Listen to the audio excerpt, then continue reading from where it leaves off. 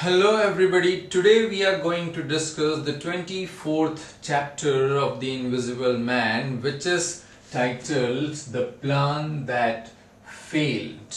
Yes, in the last chapter we discussed that how he got into the costume shop and he got all the things that he required, the dress, the wig, whiskers and everything, and got away from the place without any problem, reached Iping, and he narrated the whole story, what happened there as well. So, and Dr. Kemp had already informed Colonel Adai to come to his place, and he kept him engaged. Dr. Kemp kept Griffin engaged in the storytelling so that he would not know when Colonel Adai come to his place, to his house, and he could see people approaching his house from the hill road, and so he got nearer to Griffin so that he would not see, to check the view, so that he would not have even a glimpse of Colonel Adai and the policeman coming over to his house. So he asked him that what were your plans when you were coming over to Port Burdock. He said, I had decided to clear out of this country. You have lots of steamers here, so I would go to France in one of the steamers, and from there by train I would go to Spain. That was my plan, where I could stay for some days without any problem. So that was, and I had that tram. I used that tram as the helper, as the money carrier, as the baggage carrier and all that. And finally, what he robbed me of all my money, he took all my books, he cheated me, and I must get him back.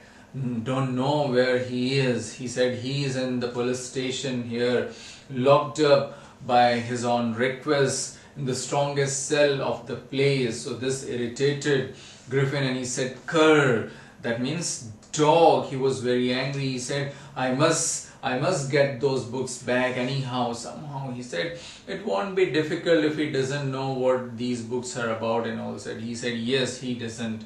And Griffin told Kemp that blundering into your house is one of the luckiest thing for me. It changes all my plans. You are the man who can understand, and in spite of all the problems, in spite of all the losses that I have suffered, in spite of the loss of my books and other things, there are great possibilities.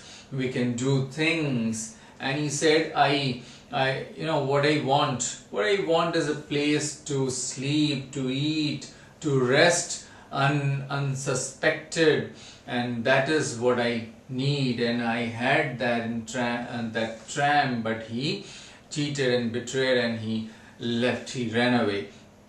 And he said, invisibility has not much advantages. It's simply about little eavesdropping, but a man makes sounds, and moreover a little help in breaking into a house and all such, but it's not much. It's alone one cannot do anything. Invisibility cannot be of great help alone. He said that this invisibility has only two main advantages, that you can approach anybody and you can kill anybody, especially, yes, in killing, and then you can escape, you can dodge, you can run away without being noticed. Whatever weapon the other person has, it won't trouble you because you are invisible, and you can dodge and escape without being noticed. So that is one of the greatest advantages of the invisibility, and so we must do the killing. So he said, why? I'm listening to your plan, but I don't agree with this. Why killing? He said, not reckless killing, Kemp. I mean judicious killing. Yes. Now this invisibility, this invisible man should have a place like this Port Burdock, and he must establish a reign of terror. Yes, he must dominate and rule and this can be done in 1,000 ways by sending out paper from under the door.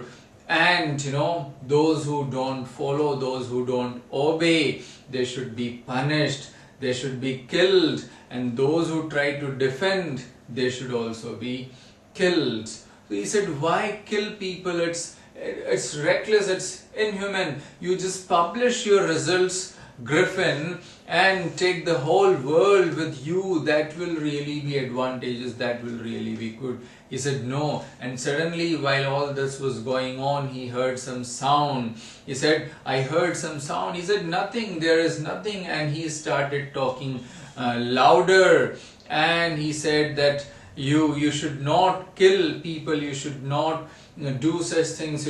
And he was speaking in loud manner, but now Griffin was suspicious. He got up and moved towards the door.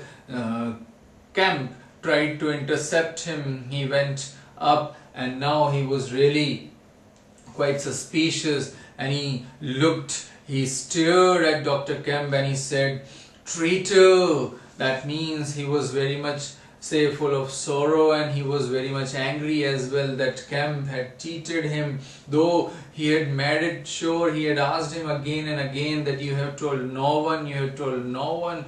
And Kemp was saying, he kept on saying that yes, that is implied, I haven't informed, I haven't told anyone and all that. But now it was all clear that somebody was there downstairs coming up to the room upstairs. And so he at once started putting off his gown. Kemp tried to check him. He pushed Griffin aside and went up to the door and slammed the door. But then unfortunately the key fell inside.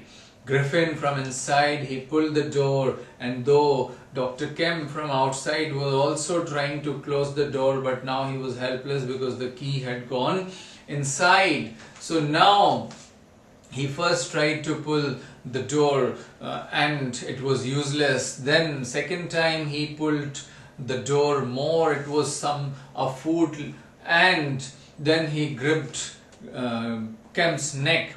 The hold was quite tight that Dr. Kemp had to loosen his grip on the handle, and then by this time he had removed his clothes. He just flung that gown upon Dr. Kemp and just struck him on his face, and then removing all the things one by one, he got down the staircase. Colonel Adai and the other policemen, they were moving upstairs. He just caught his neck as well and just pulled him along with him with his leg just tangled in his groin, and he just carried him. He just dragged him down and then ran out of the house.